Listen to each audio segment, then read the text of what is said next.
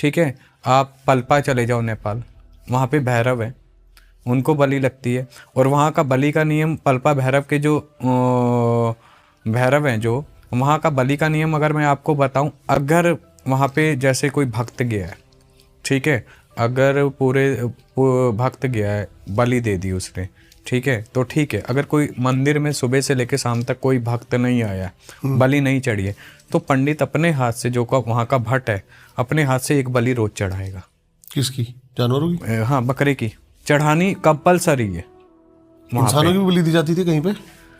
ये वो दौर था, वो समय था, चला गया है ना। दी जाती थी। देवी काली ही गुरु गोरखनाथ जी ने किलित किया था, गोरख काली तभी कहलाई थी माई। क्या जिनकी बलि दी जाती थी वो मरने के बाद प्रेत नहीं बनते थे क्या? देखिए, कई जो बलि दी जाती थी ना, कभी वो प्रेत नहीं बनता है, वो माँ को स्वीकार हो जाता है। बात को समझ रहे हो? आत्मा है, शरीर है, शरीर मलमूत्र का घर है, इससे ज़्यादा कुछ नहीं है, ठीक है।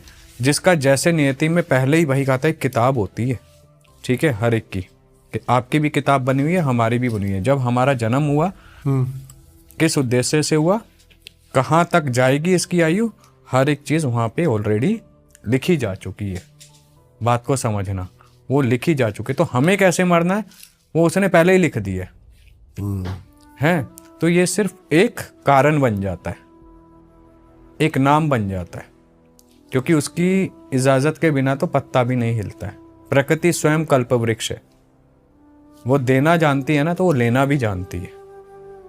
अगर उसने श्वास दे रखे हैं तो वो कैसे लेगी, वो उसे बहुत अच्छे से पता है। इसलिए कहते हैं कर्म योगी बनो, अपने कर्मों को इतनी सतगति दो कि आपको जब आपकी मृत्यु हो ना, तो मृत्यु भी सुकून से हो। नहीं तो मृत्यु अगर दर्दनाक होती है ना, तो इंसान मृत्यु। मेरे मन में एक सवाल आया गुरुजी। हाँ, जो महादेव नरमुंड लगाते हैं 108, हाँ ठीक है, ठीक है, वो उन्हीं के सारे जन्म है, वो उन्हीं के सारे जन्म है, ठीक है। हर एक के पीछे ना कोई उद्देश्य होता है। माता सती आई, माता सती ने महादेव को पाया, लेकिन दक्ष प्रजापति के अपमान के बाद माता सती ने अपना देह त्यागा। लोग ऐसा मानते हैं। माता सती ने तो वो तो परा आदि शक्ति थी, ठीक है, उन्होंने अपनी प्रति छाया को त्यागा।